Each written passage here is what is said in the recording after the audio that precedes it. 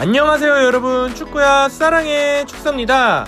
현대축구에서 감독은 선수만큼, 아니 선수보다 더 중요하게 여겨지는 거 여러분들 아시죠? 많은 감독들이 이를 증명하고 있는데요, 그중 가장 핫한 사람은 누굴까요? 오늘은 클롭에 대해서 알아보도록 하겠습니다. 클롭은 언더독, 챌린저와 같은 별명답게 굉장히 전투적이고 도전적인 모습으로 많은 팬층을 보유하고 있는데요, 선수들에게는 특유의 동네 아저씨 같은 친화력과 탁월한 동기부여, 그리고 뛰어난 통솔력을 바탕으로 많은 존경심을 받고 있습니다. 또한 클롭은 선수의 장단점 파악을 통한 타고난 선수 구성 능력이 강점인데요, 잉여 자원이라 생각됐던 선수들의 포지션을 성공적으로 바꾸어 완전 다른 선수로 만들어내는 모습! 차두리 에릭 두름 선수를 스트라이커에서 풀백으로 변경시켰고, 피르미노 선수는 국미, 윙어에서 세계적인 펄스9이 되었죠. 클롭이 발굴하거나 강하게 원했던 선수들이 세계 최고의 선수 중 하나가 되는 것만 봐도 선수 파악에 능하다는 것을 알 수 있습니다. 전술적인 측면에서도 명장이라고 불리는데요, 클롭은 그의 스승인 볼프강 프랑크 그리고 사키의 토탈사커의 영향을 받아 개개인 프레싱이라는 것을 발전시켜 왔는데요, 공격수가 수비하고 수비수가 공격하는 것이 토탈사커의 근본이라 생각하시면 되겠습니다. 개개인 프레싱은 하이 프레싱이라고도 불리며 끊임없는 움직임, 공을 빼앗겼을 때는 멍 때리는 것이 아니라 개처럼 달려들어 제압박을 통해 볼을 빼앗고 빠르게 역습을 행하는 전술이라고 생각하시면 됩니다. 즉 엄청난 활동량을 필요로 하죠. 하지만 선수들의 체력은 한계가 있기 때문에 최대한의 효율을 내기 위해 클롭은 중원의 숫자를 늘리는 선택을 합니다. 공격진들을 낮춰 수비 가담을 하게 함과 동시에 양 풀백의 오버래핑을 통해 공격 가담을 시도하여 중원 싸움에서 지지 않기 위해 노력을 해왔죠. 보세요, 단번에 중원에서 8대3을 만들어냅니다. 하지만 중원이 강할수록 상대 윙어들에게 뒷공간을 허용하여 순간적으로 3대2 상황의 역습을 맞아 골을 먹히는 약점도 있죠. 자, 이 정도면 클롭의 겉은 핥았다고 할 수 있으니 제대로 알아보도록 할까요? 선수 시절 클롭부터 알아보죠. 선수 시절 클롭은 글라텐, 에르겐징겐, 포르츠하임, 프랑크푸르트, 진들링겐, 로트바이스 프랑크푸르트를 전전하다 마침내 마인츠에 정착해 11년간 선수 생활을 했습니다. 그는 처음에는 스트라이커로 활약하다 28살 때 수비수로 전향했는데요, 선수 클롭은 그저 그런 몸이 건조했던 평범한 선수였다고 합니다. 하지만 공격수 출신답게 종종 원더골을 보여줬습니다. 클롭은 자신의 선수 생활을 기술적 역량은 5부 리그 수준, 전술적 이해도는 1부 리그 수준, 통합 2부 리그 수준의 축구 선수였다고 평가했는데요, 그렇게 클롭은 축구계에서 잊혀지나 했지만 2000-2001 시즌 후반기 성적 악화로 마인츠의 감독 자리가 공석이 되자 선수로 뛰며 훌륭한 리더십과 전술 이해도를 보인 클롭에게 감독 겸 선수가 되어줄 모험을 제안하였고, 클롭은 두 일을 병행하면 이도 저도 안 될 것 같다고 생각했기에 마인츠 소속 325경기 52골의 성적을 남긴 채 선수 생활 은퇴를 선언. 코칭 경험이 전무했던 34살, 굉장히 젊은 나이에 곧바로 그의 감독 커리어가 시작됐습니다. 불안할 줄 알았던 클롭의 첫 시작은 팀을 14위로 안착시켜 3부 리그로 강등당할 위기에 마인츠를 구해내며 성공적으로 마쳤습니다. 2001-2002 시즌부터는 유기적인 움직임과 강력한 압박을 요하는 축구 철학을 마인츠에 녹여내기 시작했습니다. 그 결과 분데스리가 2부에서도 약팀이라 평가받았던 마인츠를 14위에서 4위로 끌어올렸고 1부 리그 승격까지 도전했으나 승점 단 1점 차로 승격 실패를 맛봐야 했습니다. 이들간 클롭의 2002-2003 시즌, 드디어 1부 리그로 승격가나 싶었던 마인츠는 이번에는 골득실 단 한 골 차로 승격에 실패하고 맙니다.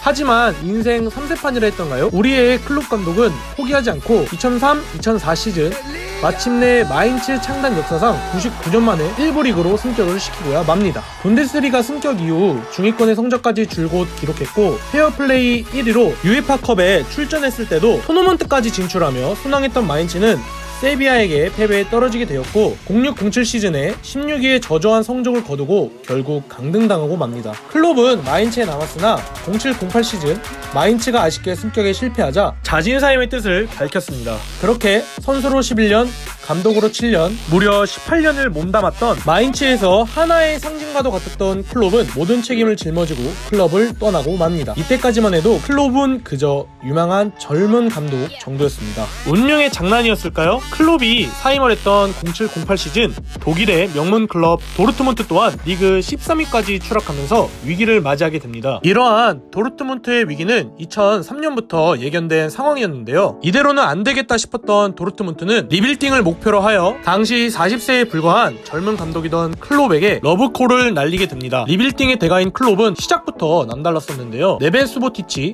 이용표 등을 104억에 영입을 하였고 마츠 훈멜, 스벤 벤더, 케빈 그로스크로이츠 등 131억에 영입해 13위였던 도르트문트를 5위로 끌어올리게 됩니다. 도르트문트의 쇠퇴를 예견했던 많은 전문가들과 언론사들은 이 젊은 감독에 주목하기 시작했습니다. 클롭은 진정 3세판이 체질이었던 걸까요? 대망의 클롭 세 번째 시즌인 1011 시즌 클롭은 우카시 피슈책을 영원, 카가와 신지를 6억 5천만원에 영입, 또한 뉴스에서 마리오 개체를 발굴해냈으며 클롭 최고의 영입 중 한 명인 로베르트 레반도프스키를 말도 안 되는 가격 60억에 영입을 하고 맙니다. 위 4명의 선수들은 이적 첫 시즌부터 센세이션을 일으켰고 도르트문트는 드디어 꿈에 그리던 분데스리가의 우승컵 마이스터샬레를 들어올리게 됩니다. 축하! 클롭의 센세이션은 11-12 시즌까지도 이어졌는데요. 괴체, 신지, 레반도프스키 등 핵심 선수들을 지킨과 동시에 빈도간의 영임을 통해 승점 81점으로 분데스리가 최다 승점 신기록을 세우며 또 한 번의 리그 우승과 포칼컵을 들게 됩니다. 12-13 시즌 분데스리가의 새로운 폐영을 꿈꾸던 도르트문트에게 첫 번째 위기가 다가오는데요. 바로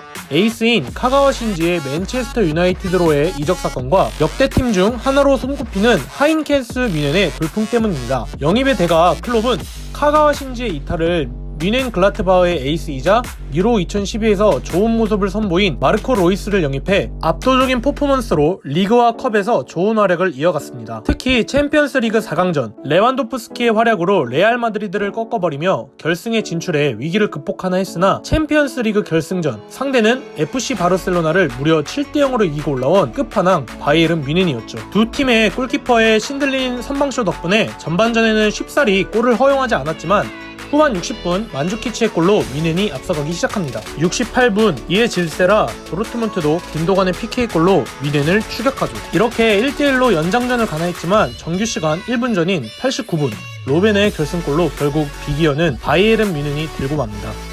아쉽게도 리그에서도 뮌헨은 91점을 얻으며 66점을 얻은 도르트문트는 준우승으로 만족해야 했으며 포칼컵도 뮌헨에게 떨어져 12-13 시즌은 뮌헨의 완승으로 끝마치게 됩니다. 12-13 시즌 하인켄스의 뮌헨은 트래블을 함으로써 역대급 팀 반열에 올랐던 팀이라 아쉽지만 클롭에게는 젖잘싸라는 표현이 맞을 것 같습니다.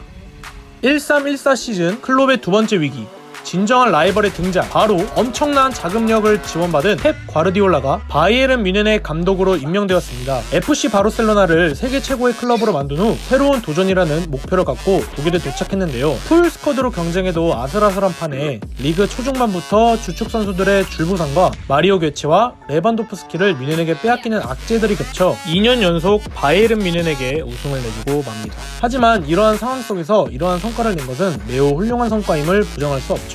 14-15 시즌 세 번째 위기, 과연 3세판의 클롭은 이 위기를 극복할 수 있었을까요? 괴체와 레반도프스키의 공백을 메우는 것이 최우선 과제로 지동원, 아드리안 라모스, 시로 임모빌레, 카가와 신지 등을 데려왔지만 도르트문트와 클롭은 이 위기를 전혀 극복하지 못했습니다. 설상가상 주축 선수들의 부상 후유증으로 컨디션도 최악이라 시즌을 진행하는 데 어려움을 겪었죠. 특유의 개겐 프레싱으로 익숙치 않았던 타 유럽팀에게는 챔피언스 리그에서는 좋은 모습을 보였지만 개겐 프레싱에 익숙했던 분데스리가 팀에게는 좋은 모습을 보이기에는 역부족이었습니다. 시즌이 끝나고 클롭은 자진사임을 합니다. 후임은 토마스 토일이 예정되었죠. 클롭은 도르트문트를 부활시켰을 뿐만 아니라 유럽 전체에서도 인정받는 클럽으로 만들었으며 동시에 분데스리가의 퀄리티도 올렸다는 평을 받습니다. 클롭은 더 이상 유망한 감독이 아닌 명장의 반열에 올라서게 됐습니다. 지금까지 선수 시절 클롭부터 도르트문트 감독 시절 클롭까지 알아봤는데요. 리버풀의 감독 생활은 2부에서 다루도록 하겠습니다. 시청해주셔서 감사합니다. 좋은 하루 되세요. 끝!